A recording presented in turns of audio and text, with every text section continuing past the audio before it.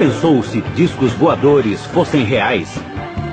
E se Hitler tivesse uma nave e planejasse atacar Nova York?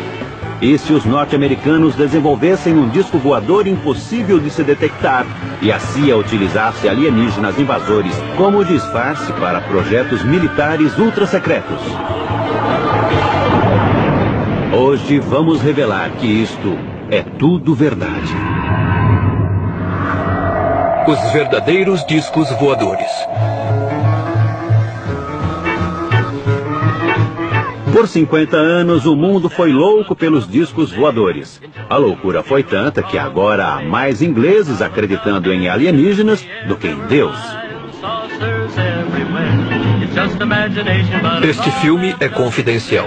A verdade é um pouco mais confusa. Discos voadores existem, mas eles não vêm direto do espaço cósmico. Surgem da Terra e dos lugares mais obscuros das pesquisas militares.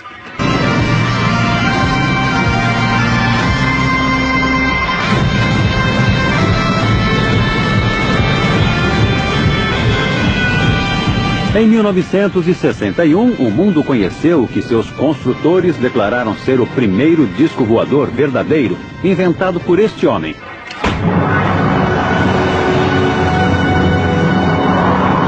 Tudo começou no ano de 1932, em Bucareste, quando este homem, um engenheiro de voo chamado Henry Coanda, fez uma extraordinária descoberta utilizando um objeto voador em forma de disco. Uma das primeiras pessoas a ver a experiência de Coanda foi Radu Manikatid, então um estudante da aeronáutica de 20 anos.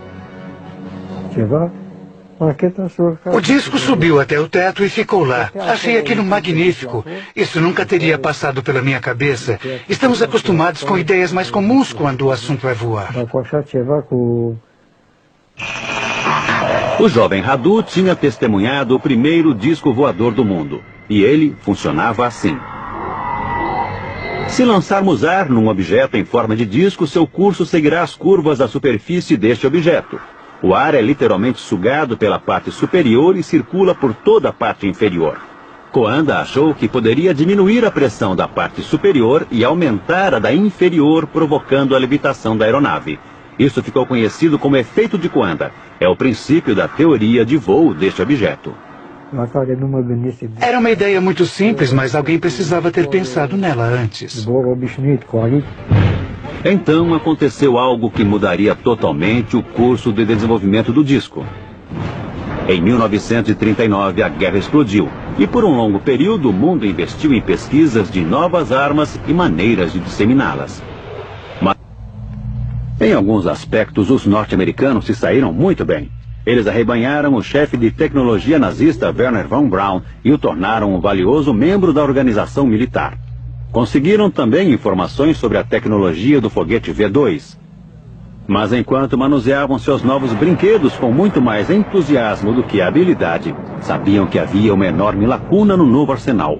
Eles não tinham os discos voadores alemães. É provável que a Força Aérea estivesse preocupada com o avanço dos russos e precisávamos ter o nosso próprio disco como uma resposta aos discos soviéticos. Então, num dia de 1957, aconteceu um golpe de sorte. E este, mais uma vez, envolvia o alemão Andreas Hepp, que agora morava no leste da Alemanha. Por algum motivo, ele não estava mais contente com a sua vida no leste da Alemanha. Não sei o que foi. Pode ter sido o divórcio.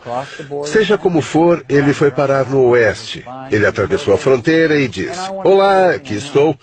Estava espionando para os soviéticos e quero dizer a vocês tudo o que sei." Os norte-americanos imediatamente o jogaram na prisão e começaram a interrogá-lo. E enquanto estava preso, Epp começou a escrever e a desenhar de memória o que havia feito para os soviéticos, qual era o plano do disco soviético e para que ele seria usado. Com a ajuda de Andreas Hepp, o projeto do disco norte-americano pôde começar de verdade. No final da década de 50 e início de 60, quase todos os principais fabricantes de aeronaves, incluindo a Boeing, Convair e Lockheed, passaram a se dedicar ao conceito de veículos com formato de disco para utilização variada. Esta é a divisão da Lockheed na Califórnia, um braço antigo do clã dos Lockheed e local de origem dessa família com asas. Lockheed estava se dedicando a projetos de discos para a Força Aérea dos Estados Unidos. Eles tinham um sistema de mecanismo central direcionado para baixo para que a aeronave decolasse na vertical, realizasse a transição para voo horizontal e alcançasse velocidades altas, podendo voar a milhares de metros, o que era muito avançado para a época. Os engenheiros da Lockheed estavam desenvolvendo um disco que utilizava um propulsor central a jato e um rotor para criar o efeito Coanda, ou o efeito do disco voador. Uma vez no ar, seu jato era redirecionado para que viajasse horizontalmente em velocidades supersônicas. Mas ela não foi a única corporação a se dedicar a essa tecnologia. O único jeito de resolver isso era fabricar algo que tivesse a mesma forma de um disco. Em outras palavras, Bob tinha que construir um disco voador, porque o exército havia percebido que uma aeronave com esse formato faria um voo extremamente discreto. Aviões convencionais são detectados, pois refletem os sinais emitidos pelos radares. Um disco, ou disco voador, por outro lado, devolve sinais imprecisos e confusos. O projeto da aeronave invisível ao radar causou um enorme alvoroço nos círculos militares. E um dia, algumas figuras sombrias visitaram Bob. Bob relutou, mas concordou. Desenhar um objeto em forma de disco imperceptível ao radar. Eu nunca faria isso novamente. Sofrer essa pressão, viver nesse clima falso. Não podíamos falar com ninguém, exceto em alguns lugares escolhidos por eles. Enquanto a CIA mantinha Bob na escuridão, outra aeronave estava sendo trazida à luz.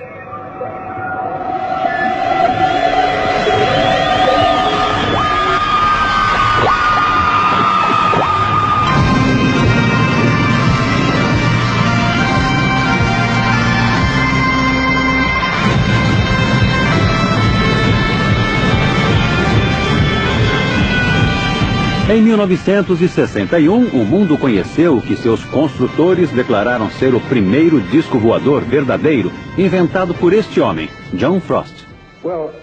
Bom, o exército dos Estados Unidos estava interessado num veículo que pudesse voar próximo ao chão, que não fosse impedido por barricadas, rios e que saltasse sobre cercas e árvores.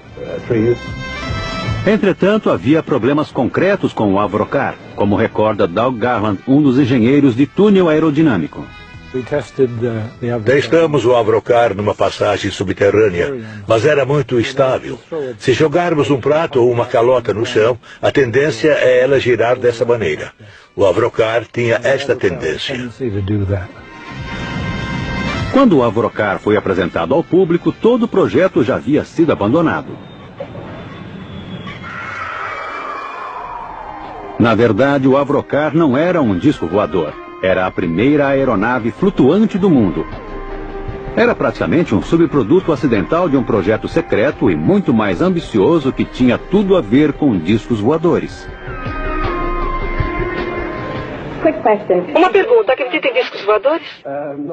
Não da maneira que as pessoas acreditam, que eles vêm de Marte ou de lugares como esse. Isso não. John Frost não acreditava em discos voadores vindos de Marte, mas acreditava neles porque, secretamente, estava construindo um. Este filme é confidencial. Desenvolvimento de disco voador. Avro. Esse filme nunca havia sido visto pelo público. Foi feito estritamente para umas poucas pessoas do Exército. Ele registra o trabalho da equipe dos projetos especiais ultra-secretos Avro, liderado por John Frost.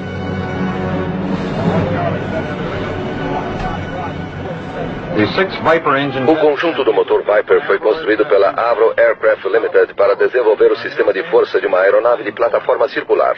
Ele é constituído por uma estrutura com 6 divisões, excluindo a asa externa, a cabine de comando, vias de entrada de ar e os controles de voo.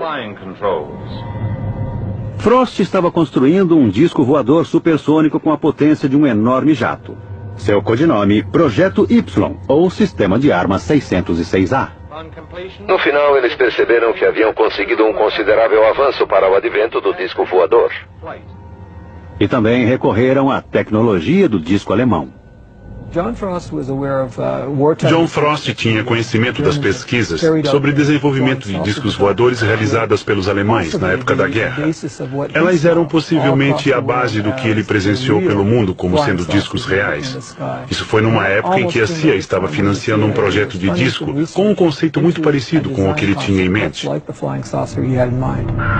O exército estava entusiasmado com a visão que Frost apresentou. O projeto secreto original demonstrava que o disco poderia voar mais alto e rápido do que qualquer outra aeronave ou sistema de armas até então disponíveis.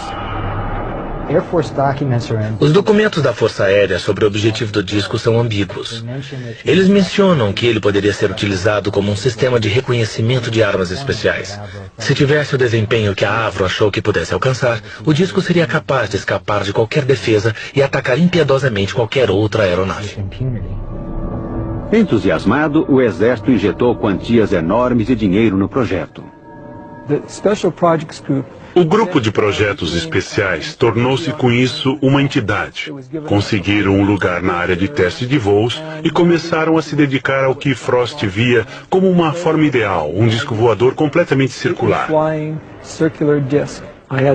Eu não tinha ideia de que pudesse existir algo como grupo de projetos especiais, porque tudo era considerado ultra secreto.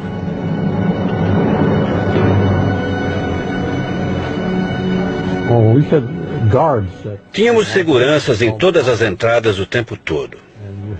E era necessário o uso de um distintivo especial com um pontilhado colorido que permitia a entrada na área de projetos especiais. Eu era projetista sênior do grupo de projetos especiais. Comecei a trabalhar no 606A como projetista do supersônico para a Força Aérea dos Estados Unidos. E o projeto foi, de fato, o mais ambicioso criado por projetistas da aviação. Uma aeronave com a fuselagem inteiramente fechada, um disco voador.